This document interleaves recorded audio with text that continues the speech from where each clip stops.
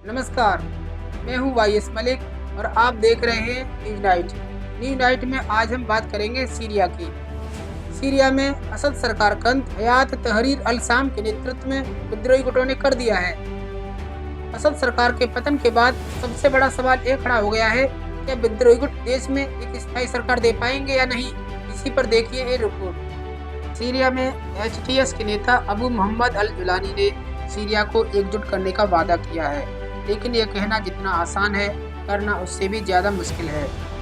Syria के संयुक्त राष्ट्र में विशेष दूत क्लेयर पैटरसन ने देश में सभी समूहों के बीच सहयोग की आवश्यकता पर बल दिया है। सीरिया के लिए सबसे बेहतर होगा कि एचटीएस सिविल सोसाइटी और राजनीतिक संस्थाओं के साथ मिलकर सरकार चलाए। अगर विद्रोही गुटों में आपस में किसी तरह की खींचतान हुई तो ये सीरिया के भविष्य के लिए संकट पैदा कर सकता है। वैसे तो जुलानी ने एकजुटता की बात कही है, लेकिन सीरिया में मौजूदा विभिन्न समूह का अपना अपना एजेंडा है जो आपसी संघर्ष को बढ़ा सकता है। इस्लामिक स्टेट समूह के बचे हुए लड़ाके देश में खतरा बने हुए हैं। साथ ही अमेरिकी समर्थित कुर्द समूहों का सीरिया के उत्तर पूर्व के कुछ हिस्सों पर नियंत्रण है। इसके अलावा सीरिया के बाहर 2011 के बाद से कई विपक्षी समूह और राजनीतिक दल बने हैं। ये विपक्षी समूह वापस सीरिया आएंगे या नहीं, यह अभी कहा नहीं जा सकता है। सीरिया के लिए सबसे अच्छा ये होगा देश में स्वतंत्र और निष्पक्ष चुनाव कराए जाएं, या फिर सत्ता में सभी की भागीदारी शामिल की जाए।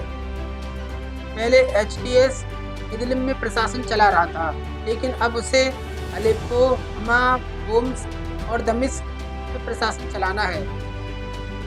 ऐसे में इन क्षेत्रों को चलाने के लिए पावर शेयरिंग करनी होगी। ऐसा भी हो सकता है कि एचटीएस असद शासन की तरह अपने आप को मजबूत करने के लिए तानाशाही रवैया अपना सकता है, क्योंकि इदलिब में एचटीएस ने अपने विरोधी गुटों और विपक्षियों की आवाज़ को कुचलने का काम किया था।